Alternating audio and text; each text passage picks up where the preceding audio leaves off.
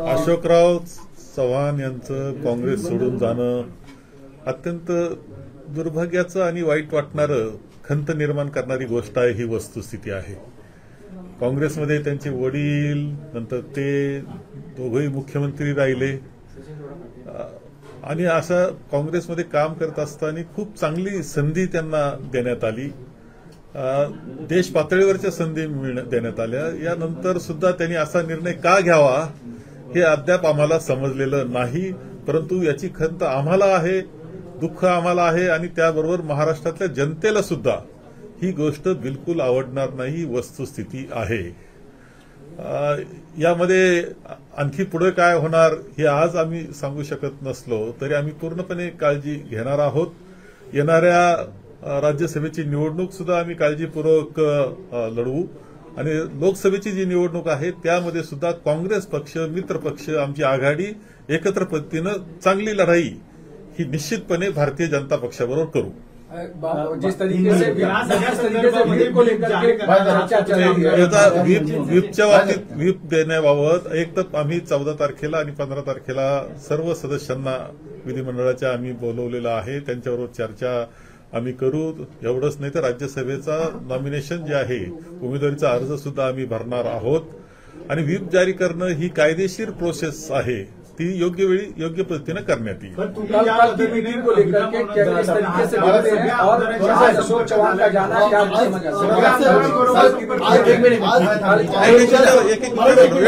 काँग्रेसच्या सर्व आमदारांसोबत तुमचा संपर्क होऊ शकला आणि सर्व आमदारांना नाही. आता आमदार हे सहसा मतदारसंघामध्ये अनेक ठिकाणी असतात, रिमोट प्लेसला असतात, फिरत असतात. त्यामुळे एकदम सर्वांचा संपर्क झाला नाही.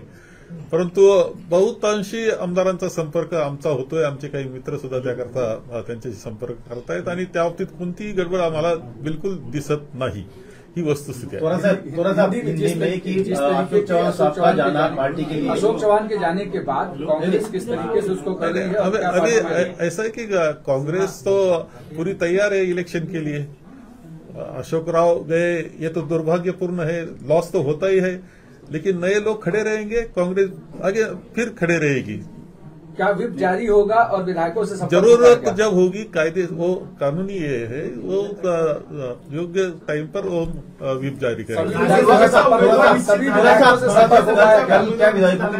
कल विधायकों की बैठक बुलाई गई है. कितने बजे बैठक होगी, कहाँ होगी?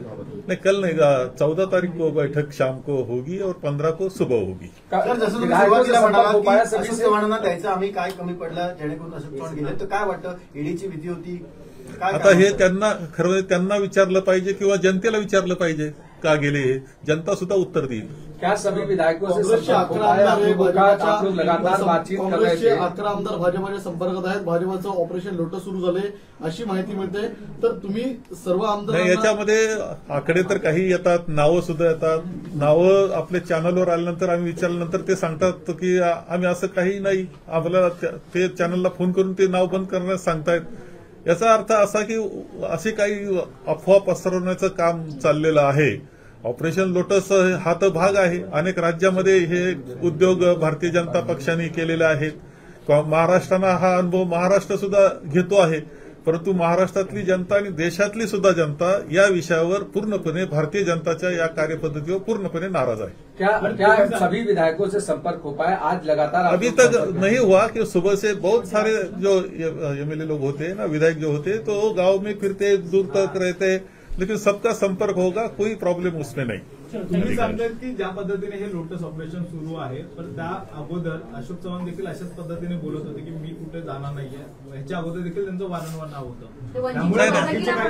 हेही खरं आहे की काल अशोकरावजींनी माझा संपर्क झाला होता, त्यांचं बोलणं झालं होतं. आज 11 वाजता बसू आपण म्हटले होते, चर्चा करू पुढच्या निवडणुकांची. त्या ही वस्तुस्थिती आहे. 11 वाजता मात्र फोनवर ते सापडले नहीं. अशोक चव्हाण कल तक आपके साथ में थे, आप मीटिंग की तस्वीरें भी आई.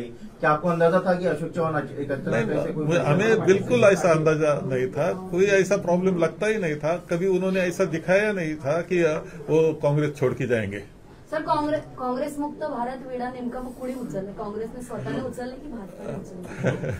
नाही, कोणीही काँग्रेस मुक्त भारत कधी होऊ शकत नाही, एवढं मात्र लक्षात ठेवा. ही विचार प्रणाली आहे, विचारधारा आहे आणि ती शाश्वत विचारधारा आहे. ती राज्यघटनेशी निगडीत आपल्या प्रियांबलशी निगडीत आहे. ती कायम राहणार आणि तीच देश टेकवणार.